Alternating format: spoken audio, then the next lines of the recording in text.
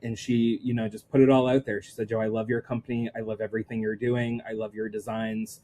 Small problem. I'm marrying a dude, but we talked about it and we'll pay you extra if you'll take us on as secret clients. And I will never forget that phone call or that moment. Hey everybody, this is Eddie Babbage, founder, CEO of Timeline Genius, your host here of the Wedding Industry Insider Podcast. I'm back with another very exciting interview. I'm here with Joe Rogers. Joe is the founder of Contagious Events, a wedding planning company for couples who are too extraordinary for a cookie cutter wedding.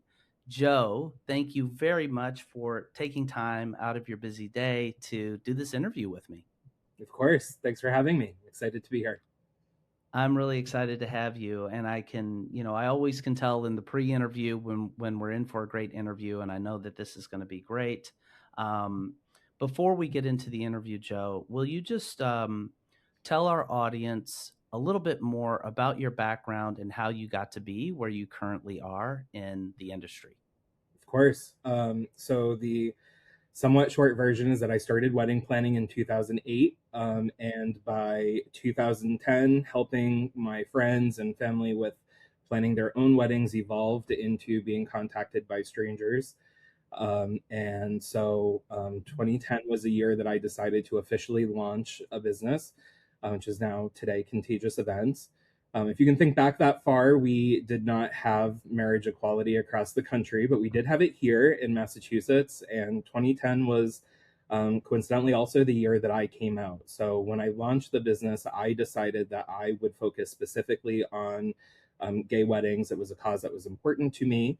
And so, truthfully, that's how it's all started. But now, if we fast forward 16 years, we are planning all types of events for all types of people. I'm very excited to do so.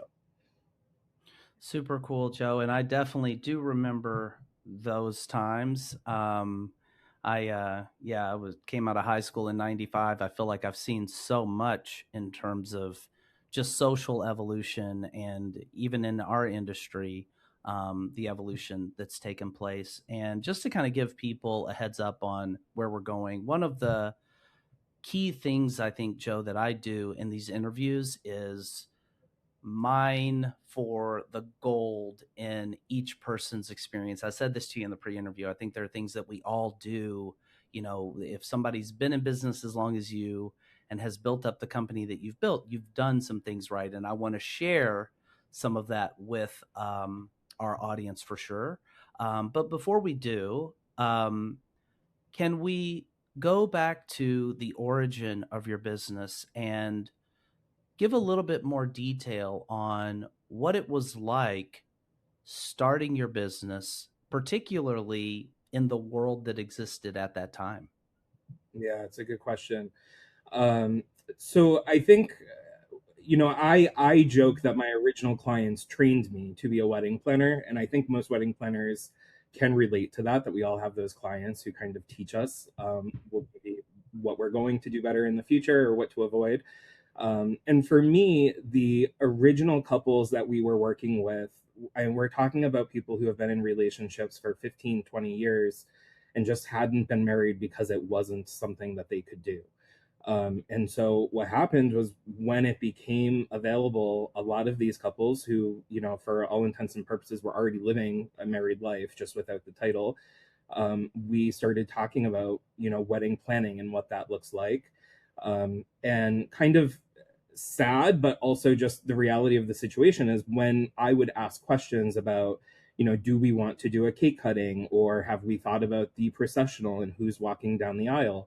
A lot of times the answer I got was, I don't know. We've never really thought about that. And that's because those couples grew up in a world where, they never imagined a wedding for themselves because they didn't think that it was something that they could have.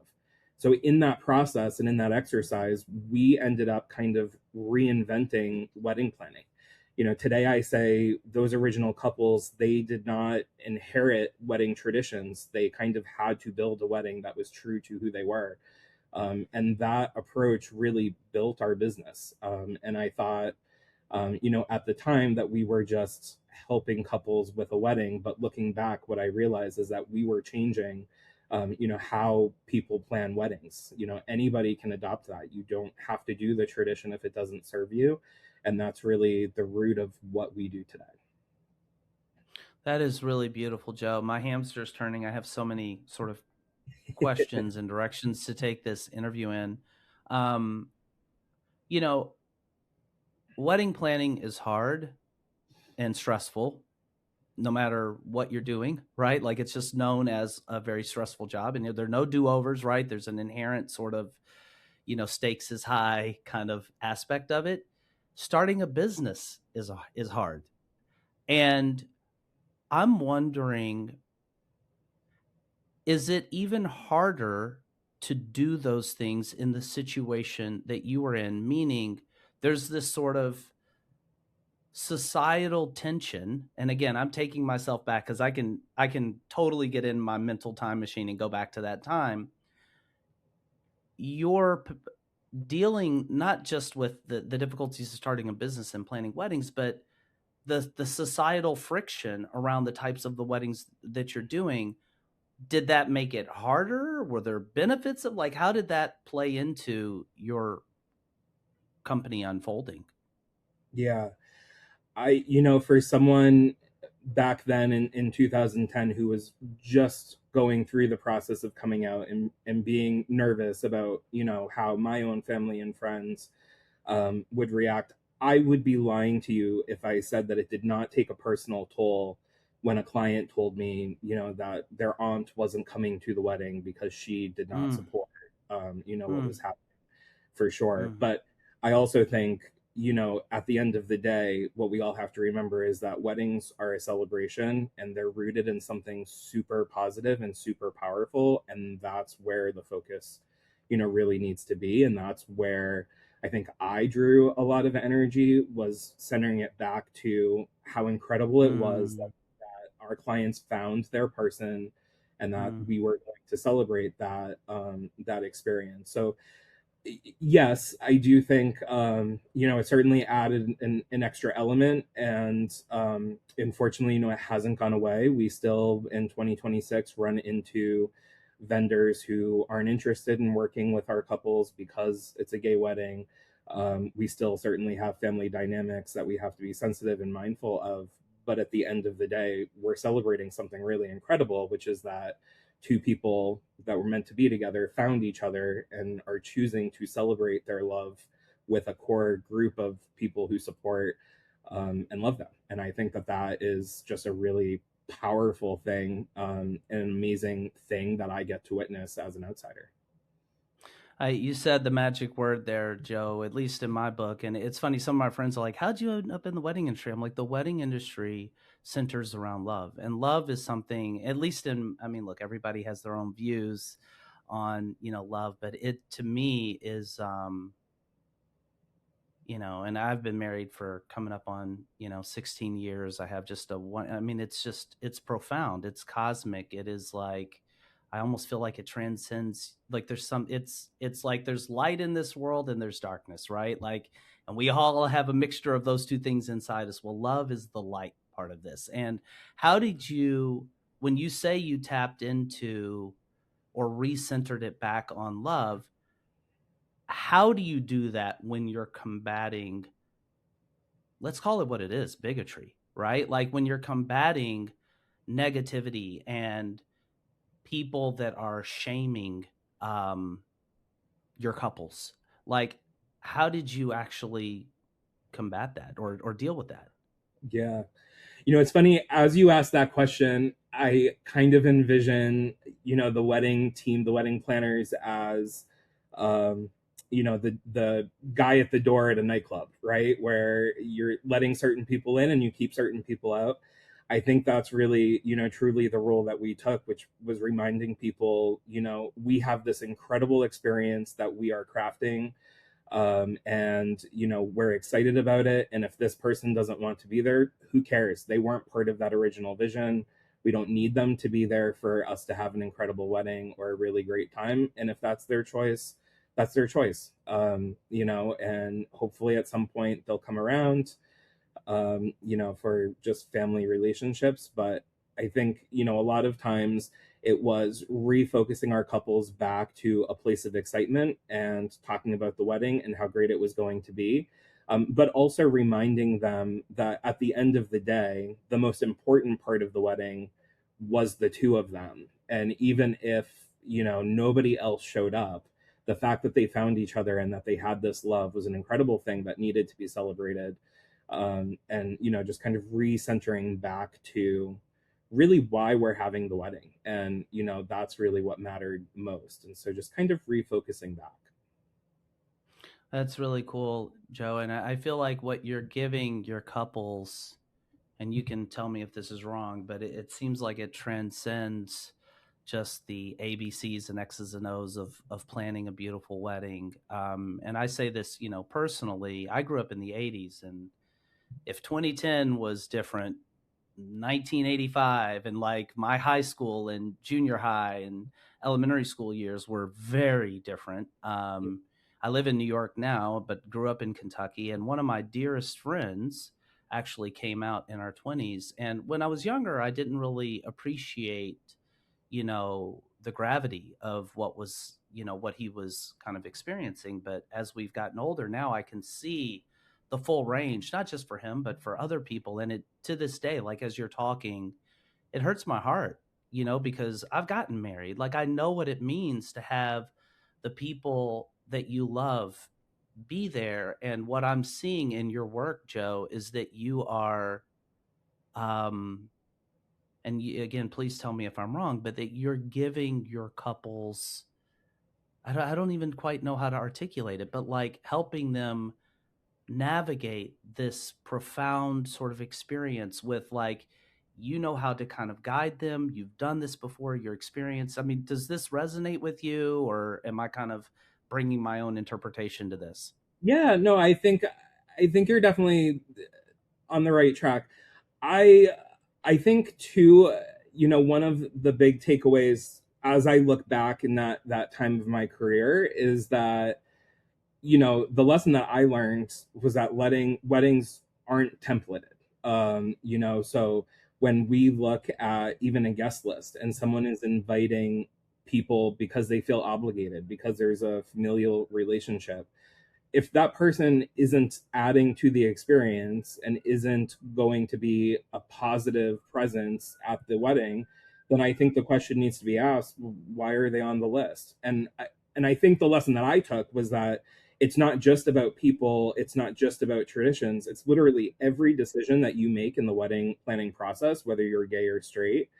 We need to talk about, what are the couple's actual tastes, what are their values, what's their sense of hospitality, and how do we create that. And I think, at the time when we were going through it, it felt very much like we were taking a template and trying to massage it so that it would serve, our clients. But at the end of the day, what I learned was that the templates really weren't serving anybody. I think a lot of couples were feeling stressed about traditions and not wanting to do certain things but feeling obligated. And what I learned with my gay couples was actually you still get that marriage license and you still get to file as a married couple when you do your taxes, even if you don't do those things. It doesn't matter. And so that's really, what I took away from those early years was, let's burn it all down and just start over. Let's build a wedding that serves you as a couple. The only thing we have to do is make sure that the ceremony is legal and that someone has signed a marriage license. But everything else is, up to us, and we get to create that. I remember when, do you know Bernadette Smith by I do. chance? Yep. Yeah. I love Bernadette. I love her to pieces. And she actually, she was on our podcast years back, and she actually helped on Timeline Genius, helped us create same-sex wedding templates. But ironically, one of the key messages, and I keep thinking of her as you're talking, that just kept coming to light is there isn't really a template. And what's really interesting to me, and I think very relevant to everybody that's listening, no matter what kinds of weddings they're planning, is you've taken that learning, right, that was kind of forged in the LGBTQ context, but you've jailbroken it and said, look, there are no templates, period, right? Like, no matter what the setup is, there are two people here that love each other, and let's shed the expectations and restraints that are kind of naturally brought to this planning process, and let's just plan the best thing that uniquely celebrates your love. Like, do you find that you have to like really kind of coax people into that mindset, or do they come to you with that sort of jailbroken mindset on day one? I think I'm very fortunate in that most of our couples come to us, Mm. either with that mindset or seeking the encouragement that that mindset is okay.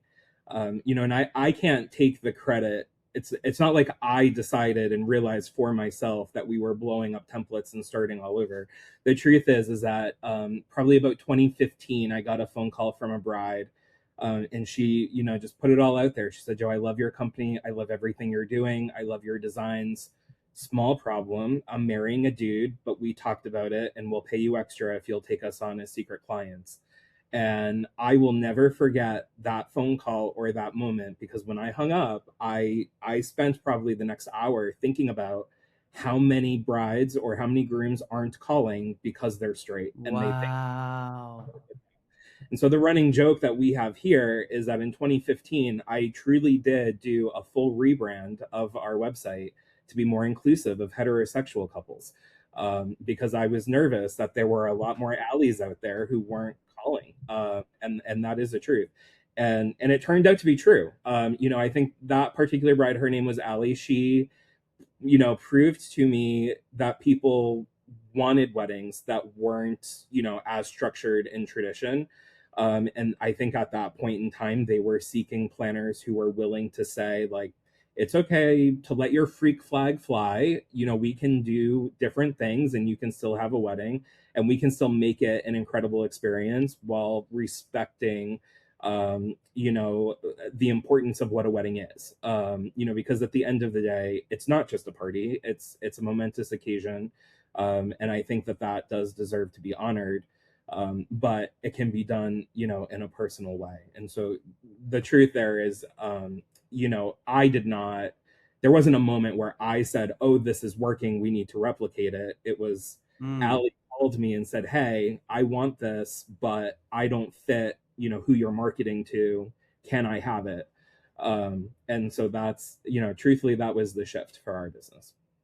So that's really interesting. I'm going to just go full business hat here for a Yeah. minute, Joe. So one of the things that I've learned and other guests, have talked about, and is from a marketing standpoint that you want to have a clear and distinct avatar. If you're talking to everybody, you're talking to nobody. So it might seem, I suspect this isn't the case, but it might seem like, wait a minute, now you're not being as focused in your marketing. Suddenly you had this like very clear avatar, this, you know, um, persona that you were marketing to, but now you kind of abandon that. Is that true? I'm suspecting it's not, but how do you kind of think about that? I think of it as kind of a natural evolution of the brand. To be honest, there were a few different factors at that point in time that were really kind of impacting, our business. In 2010, I was living in a world where couples were coming to Massachusetts as a destination because we were one of the few states where they could get married. So we had a broad market, and we had a large number of people who were coming here that we could help. And then what happened was we had marriage equality across the country, and suddenly Massachusetts became less of a destination. And so we, Mm, potentially lost a big part of our pipeline. And that's not me mm. saying that marriage equality was a bad thing. We were very, very excited Yeah, about but it. just practically, of course, yes. It did have an impact on our business. And I think it just, I call it a coincidence that the timing worked out where I had Ali call me and say, "I really like what you're doing and it resonates, but I am not the couple that I see when I look at your website or on your Instagram. So can we figure out a way to make this work?" And so for us, I think the shift, was just happened to be, at the right time. But I would also say, as you talk about an avatar, originally our avatar was broad. I mean, I would say that it was broader than it is now because we were marketing to all gay couples, and Mm, that was mm-hmm, it.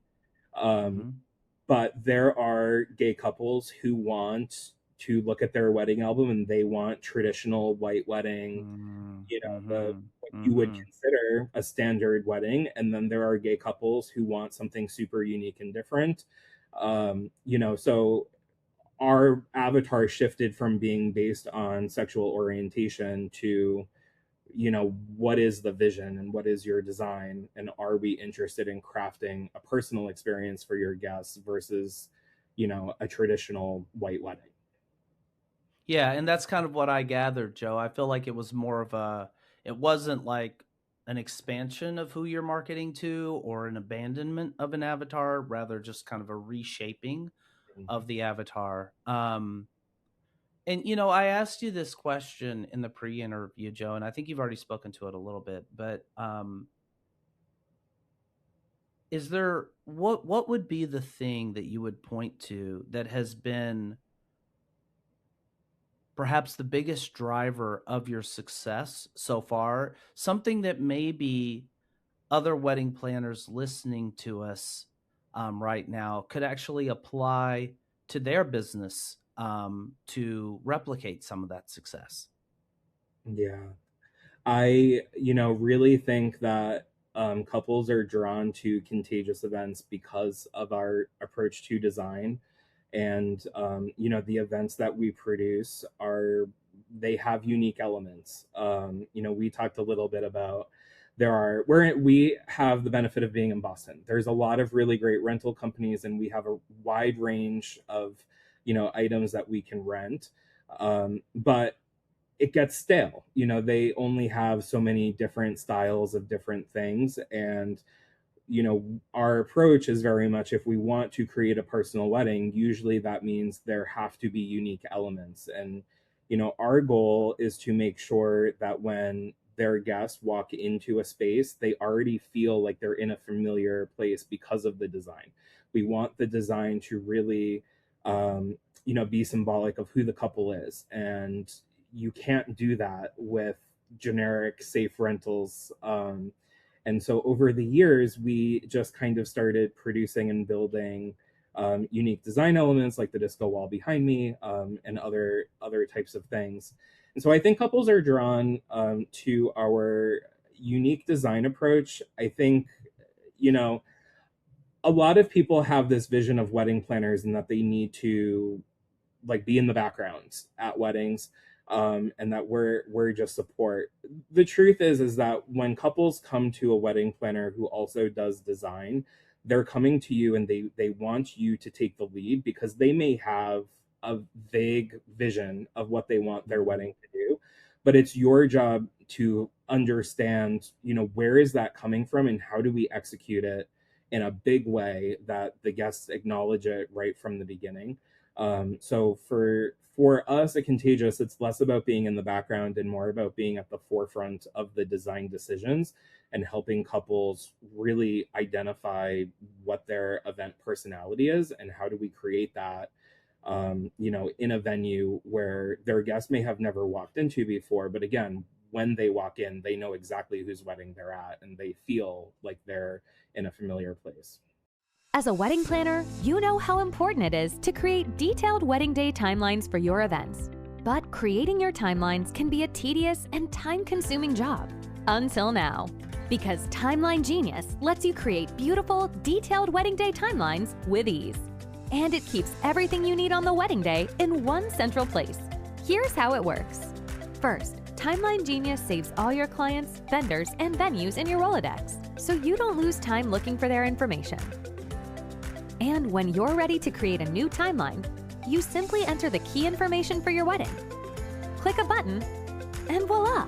Timeline Genius magically gives you a customized timeline for your event, where all the details are laid out and the times are calculated for you. From there, you can easily edit your timeline by adding or deleting items, inserting images, changing font styles, and customizing everything to your liking. You can also instantly shift the times for as many items as you want. And when it comes to your clients and vendors, Timeline Genius lets you give them the highest level of service. You can send them tailored timelines showing only the items they're involved in. And you can collaborate by inviting them to a mobile-friendly, web-based version of the timeline. You can even set text message reminders to automatically go out on the wedding day. And once you've completed your perfect timeline, you can download it or email it out as a beautifully styled PDF. And that's Timeline Genius, a smart software that will help take your wedding planning to the next level. Start your free trial today.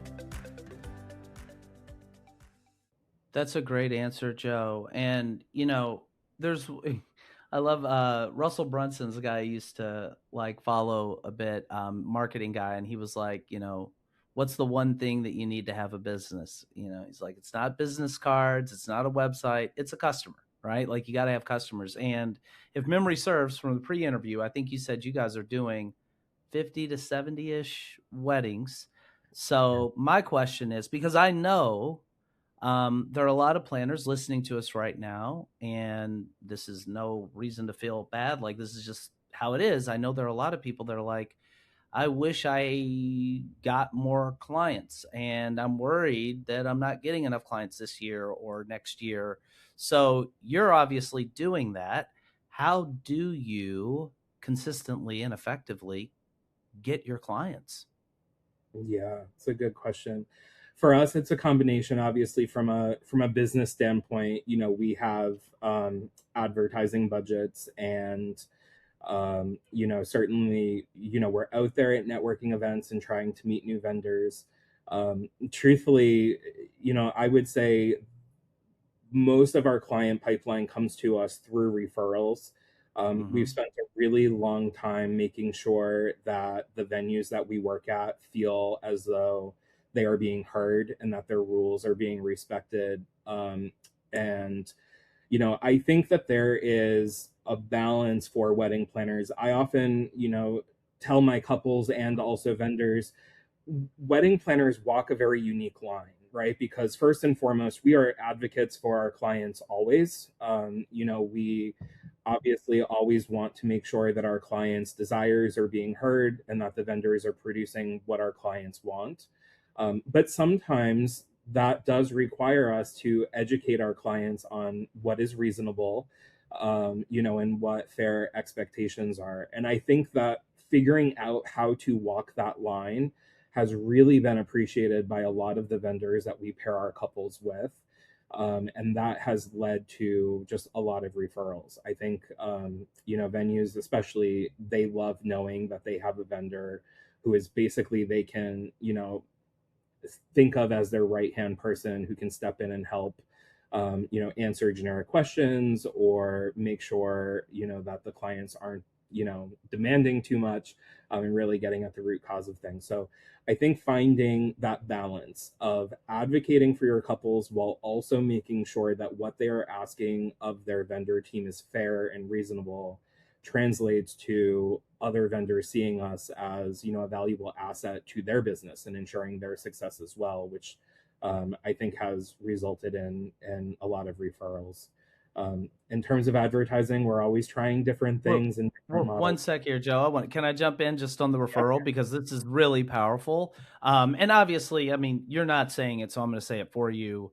You're doing great work, because if you're not, nobody's going to refer you, right? Like, and that's important, but that's just kind of taken that's the baseline, right? Like, but it's not, that in and of itself is not going to bring you this, this pipeline of clientele. So, and please, I do want to come back to the advertising point, but just to drill in on the referral, which type of vendor or vendors are the ones typically sending you the new business?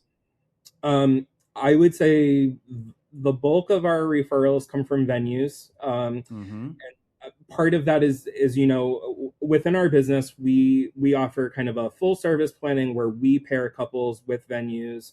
We have more of a design focused package for couples who already have a venue but need help with the rest of their vendor team and a full design. And then we certainly do have a wedding management package, that I think most people would call it like a month of coordination, but for us, it's more involved than that. So we call it wedding management. I would say because our bread and butter is design, most of our referrals are coming from venues. We do sometimes get referrals from photographers or from caterers, but typically couples in that stage with those vendors have already gone through most of the design. So it's not quite as frequent as what we would get from venues. I'll also say too, there's, at least in our market, we're starting to see a shift where a lot of venues are requiring couples to have a planner. And Hmm. so that's obviously, a huge help, where if the venue says you have to have a planner and here's a list of, people we love that you might like as well, that's obviously, super, super helpful. And that's a very coveted thing, wanting to be on a venue's short list of planners. Like, hey, we require a planner. If you don't have one, here's the short list of people you can call. Um, were you intentional about positioning your company It as one of wasn't. the or did it just happen organically? It just happened, and I'll be honest with you, while that was happening, I was very much, on Instagram shouting in captions about, if you have been given a preferred vendor list, you need to rip it up and run away. And I still kind of maintain Wow. that thought, because I think, a preferred vendor list really only tells a couple, here's a list of vendors who have not ruffled our feathers and we don't mind working with.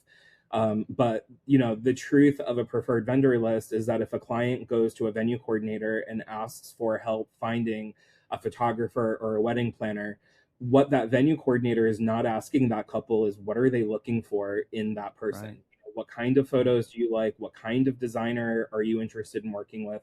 They don't ask those questions. It's just a generic list. And weddings are super personal, even if, we're talking about a very simple, lower budget wedding. It's still a very personal experience. And I feel very strongly that it is irresponsible for anybody in the wedding industry to make a vendor recommendation without asking pointed questions.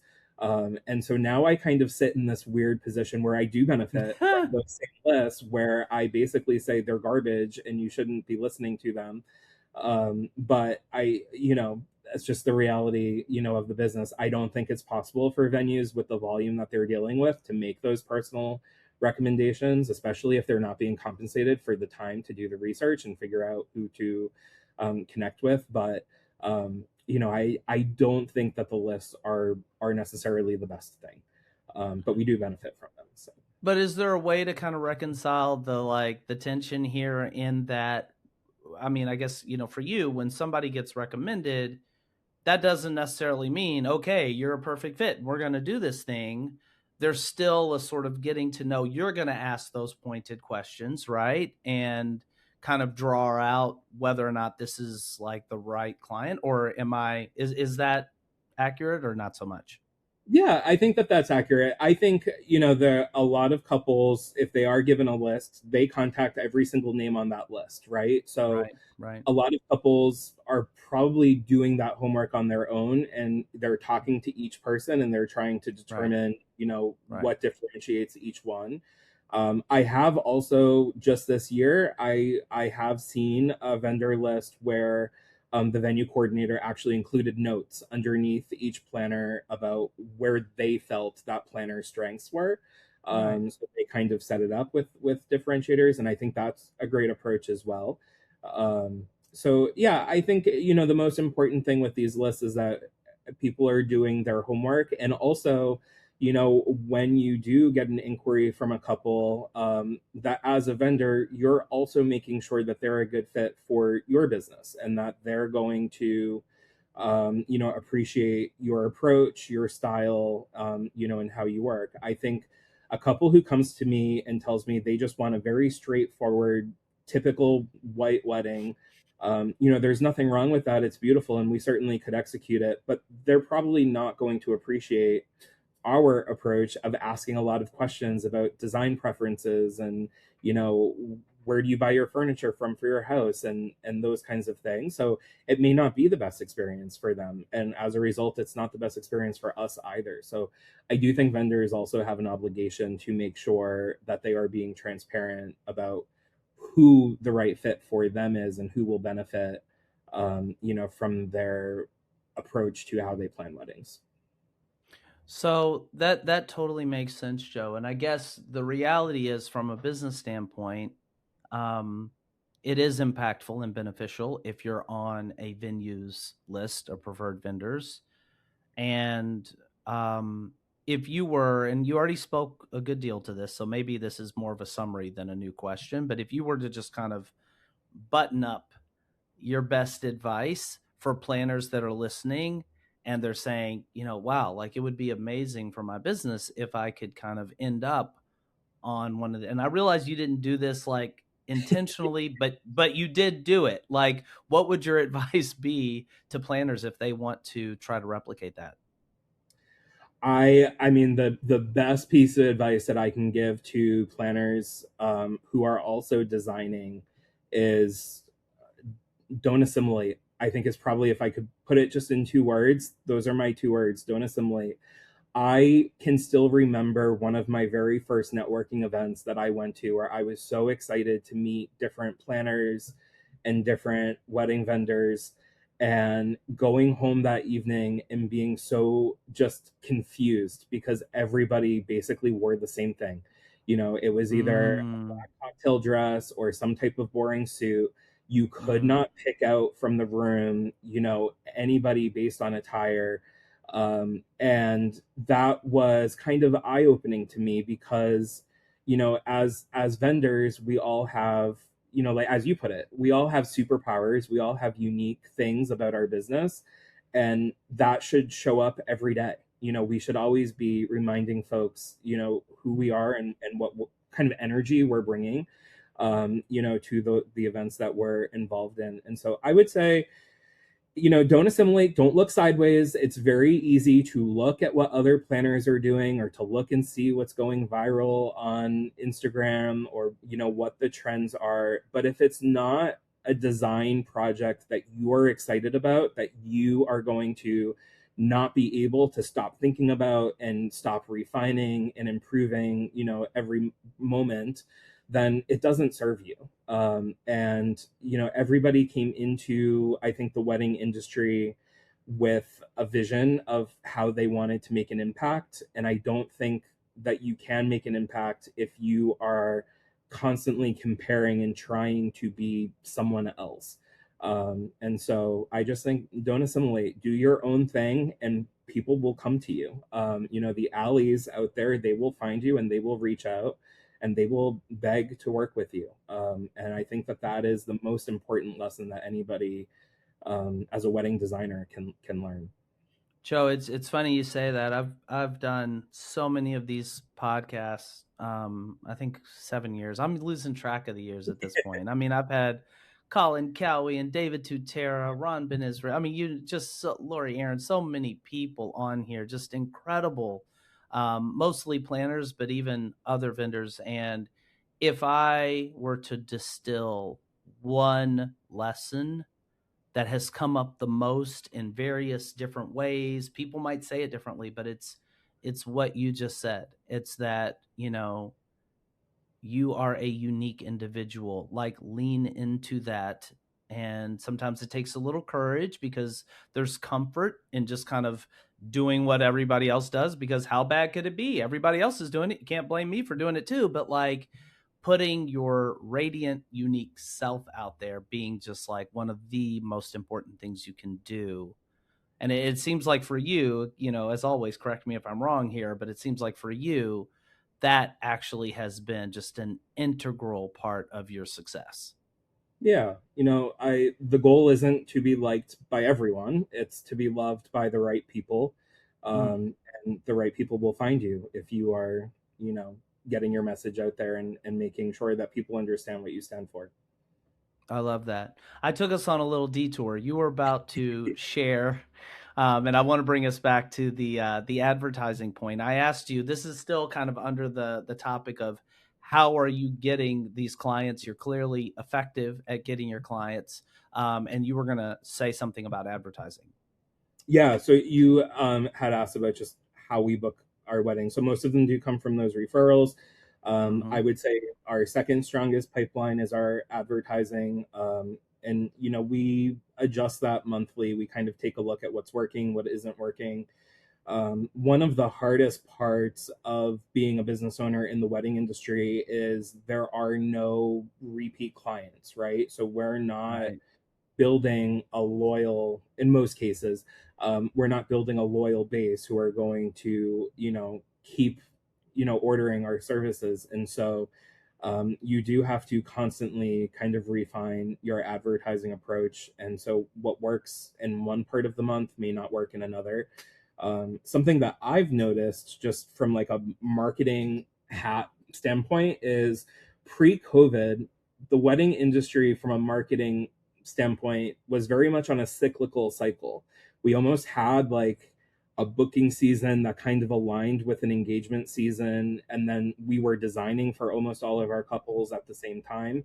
And then COVID happened, and we had this weird boom, and it felt like that cycle went away, and we were doing all of the things all of the time. And it still has not gone back to that cycle. I feel like there is maybe an engagement season. We do see more inquiries at a certain time of year than others, but it's not as big of a difference as it was pre-COVID. And so, as we think about marketing and advertising, we really do have to stay on top of it and look at it on a monthly basis and kind of, what's working and how do we fine tune it. But if you have the resources and the energy to do that, I do think, it definitely is helping, our business for sure. And just to get a little bit more granular, to the extent you're comfortable sharing, where have you advertised effectively? Because I hear mixed things. Some people, are like, hey, I put some ad dollars over here, saw Yeah. no return. Like, what has actually worked for you, Joe? Right now we're working on Google Ads. So Okay. a year ago, our Google Ads were doing exceptionally well.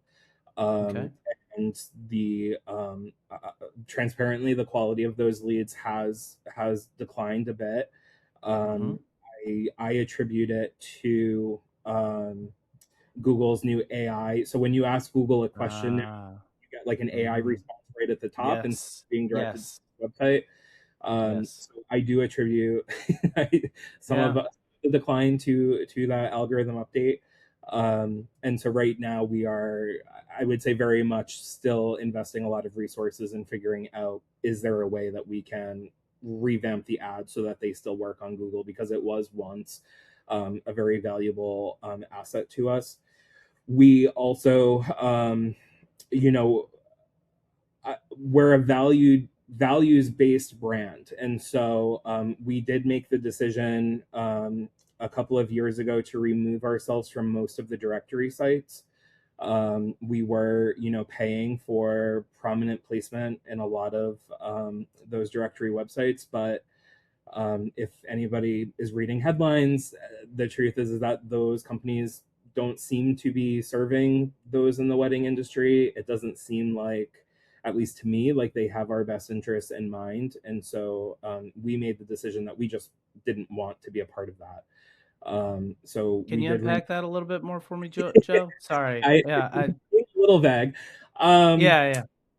Yeah. yeah. So, the I guess then if I were to jump ahead, the other pipeline that we really pay attention to is SEO. And Mm-hmm.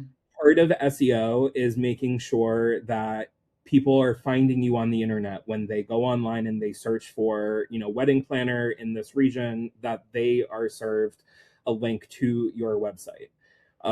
And the problem that I have with wedding directories is that, yes, that backlink to your website does help you a little bit with your SEO. But at Okay. the end of the day, I don't want someone Googling my business name, looking for my website, and finding a directory listing on someone else's website first. Because what happens is they're going to click on that listing and they're going to go to this Right. other website that's a directory. Right. And Right. while they're reading about my You're business, going they're to going to see see other a little people. box on the side that says, if you like this guy, you might also like these four other wedding planners. And now Right. all of a sudden, my client, who was solely focused on me when they started their search, now has four other people that they're going to look at. And, I don't see these directory sites really working to make sure that the couples who are using those websites have realistic expectations about what to expect around budget or the wedding planning experience. And at the end of the day, I really just truthfully feel like a lot of those sites are, again, they're not serving wedding planners. We're not, their number one market. They don't care about us. Yeah. And that's truly just how I feel. And so we said, you know what, we don't need to be a part of that. And so we did make the decision 2 years ago to just remove ourselves from those sites. I'll be transparent. It was scary. And, it definitely aligned with a dip in the number of inquiries that vendors were getting. And there was a period of time where I was nervous that we made the wrong call.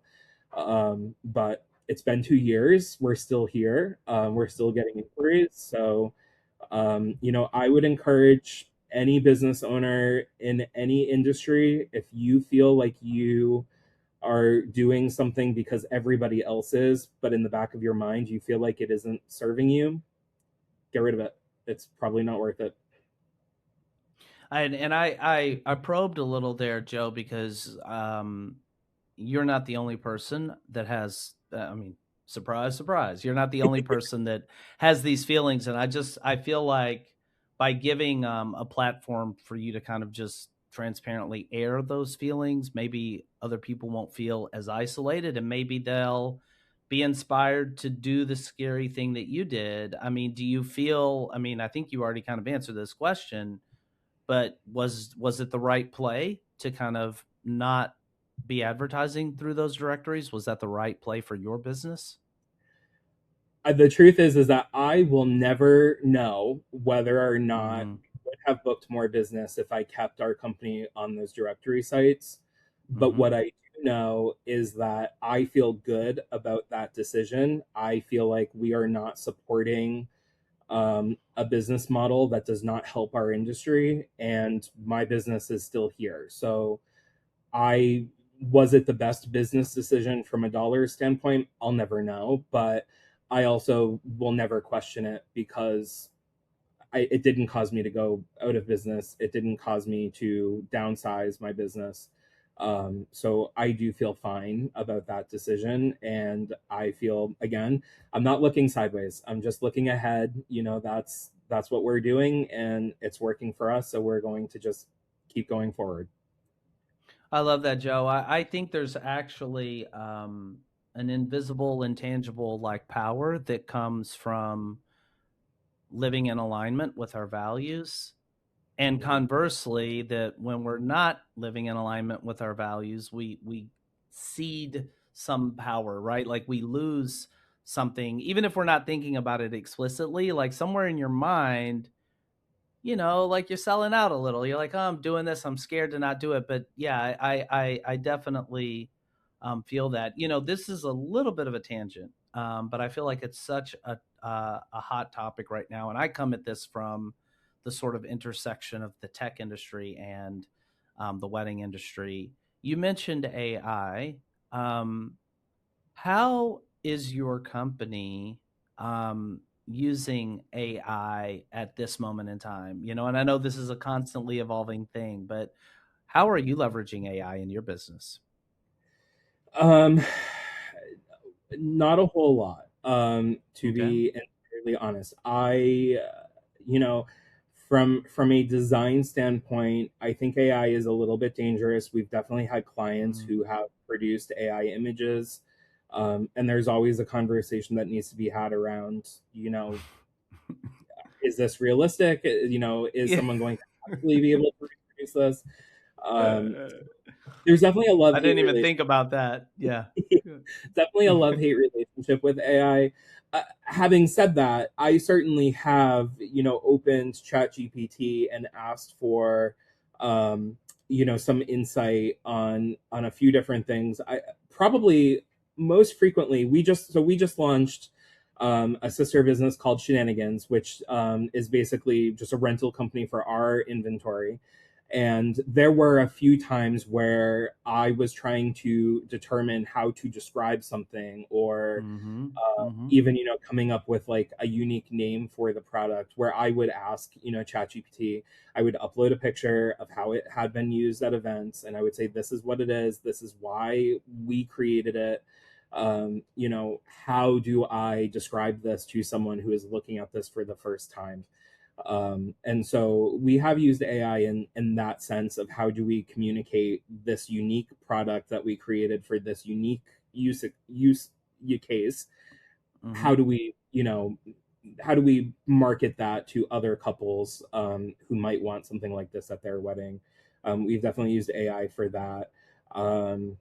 I have also used AI sometimes, honestly, with our Google ads. I know how to read Google ads. I understand, the graphs and what they're telling me, but sometimes I know that I may not be thinking of every reason that the graphs look the way they do. So sometimes I might open, ChatGPT and say, here, are what my Google ads are doing. This is the problem that I need to fix. What am I not thinking of to see? So for me, ChatGPT, I guess you could say, is more like my business therapist than anything else. Mm-hmm. It's really not something that we're using, with clients front facing. Although we do use, actually, now that I'm talking out loud, we have started using a service that uses AI to show couples what tablescapes might look like with like specific rental items Mm-hmm. from different rental companies. So that is AI. So we do use that tool from time to time. Very cool. There's another line of conversation here that honestly I'm kind of divided, because on the one hand, it could be, I feel like, a whole central podcast topic in and of itself. And on the other hand, I'm going to feel remiss in my duties if I don't ask it. You've started this rental company, and what is your sort of perspective? I think there are a lot of planners that might have opportunities that are right in front of them, business opportunities, but they're not necessarily seeing them because they're kind of tangential to like the wedding planning that they kind of got in business to do. Can you just talk at a high level about how you saw that opportunity, and like whether there's potential for planners? Like, I don't know. I feel like it's cool that you've got this Yeah, other line of business, you know? I could talk about this for days, so stop me if I I know. go. Yeah. Truthfully, it is a snowball that do have to be mindful of. For me, it started, with recognizing that the local rental companies are limited in what they offer. So a client can rent linens, china, glassware, no problem, and there's a wide range of options, and it's likely that your clients will find something that fits their design. But they ultimately still have to go out and purchase a card box. They have to purchase table numbers. They have to purchase candles and candle holders if their floral designer doesn't offer it. So in the early days for me, it was very much we're going to buy 3 different card boxes and 5 different versions of table numbers for our clients to use, so that they're not stuck buying it and then trying to sell it on Facebook Marketplace after the fact. And because I love design so much, I would start creating unique table numbers for our clients, because the 5 that we had weren't good enough. And then I would start building, bar backdrops, like a disco ball wall, because my client saw it on Pinterest and we couldn't source it anywhere. But I had a past groom who was a carpenter who I knew could help us build this. And if you fast forward, I ended up with 4,000 square feet of stuff. And, so it came to a point where we said, gosh, we just have so much. We could build a whole website. We could turn this Wow. into a totally separate business. And that's what we did. We just kind of, it was a snowball that kept growing until it got to a point where we said, this is probably something that we could be sharing with more than just our clients. And so we did a small test last year with a limited kind of audience to make sure that we understood. I very clear in, I wasn't a rental company a year ago. I had no idea what I was doing. And I wanted to make sure that if we were going to do rentals, that we were doing it in a responsible way. It was Mhm. really important to me to make sure that we weren't, giving off this impression like we were a full service rental company when really it's just a team of 6 planners who are, with this big inventory. So we started small to make sure that we understood logistics and how this will work. And then we spent the year kind of fine tuning. And in April, we launched the Shenanigans website. And then 2 weeks ago, we had our first wedding expo, which was just a wild experience. So we're excited about the rentals. We're excited about being able to make our unique pieces accessible to more people that aren't our clients and also to other planners. And we're also excited to have this avenue to create more things. Something that I didn't expect to happen that came as a result of the rental company is that our current clients are pushing us to create more things. And so I think our clients are starting to get even more creative because they're not feeling limited by what they can find pictures of. It's more of, I want this, can it be done? And so we have some really cool stuff coming to the inventory.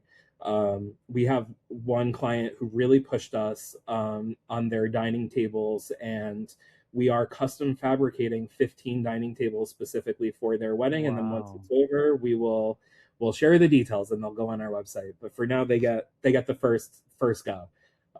And so that's been kind of cool to see, the fact that our creativity has inspired other couples to be even more creative and understand there's really no limit, has been a really fascinating result of launching the rentals.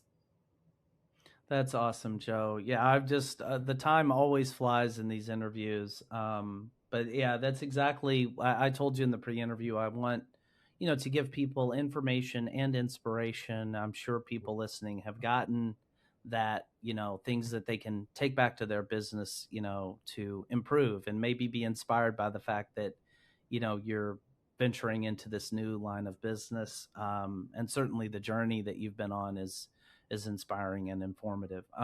There's one question that I always ask every guest before I let them go. We've talked about so much, but if you could give one piece of advice, like the one thing that you would just put it on a billboard for the whole industry to see that would help planners as much as possible in building a successful business, like what would that one piece of advice be? I'm going to go back to don't assimilate. I'm sorry for repeating, but really think I was thinking you might. Go ahead. Sorry. The most important thing, I just think in the wedding industry, it's so easy to be made to feel like something is supposed to be a certain way. But I just think, if you are a planner and you're building a brand, your brand isn't going to be strong if it looks like someone else's. And, we all came into the wedding industry with an idea and a vision of how we were going to serve couples that maybe weren't being served and how we were going to, maybe improve the industry or add our own twist. And so I just think, don't assimilate, have the courage to be a little polarizing or to stand out at that networking event. And just remember, not everyone has to love what you're doing. It's just the right clients have to be drawn to what you're doing. And if you just stay true, I do really believe they will find you. I think that's an awesome place to leave it, Joe. If people want to get in touch with you, what is the best way for them to reach out and connect? I'd love that. So we're on Instagram at Contagious Events or our website, contagiousevents.net. Probably the two best ways to reach out. Awesome. Well, on behalf of our Timeline Genius community and all of our Wedding Industry Insider listeners, I just want to say thank you, Joe, for not just taking the time, but for showing up and being so open and authentic. We're really grateful for this interview. Awesome. Thanks, Eddie. I really appreciate it.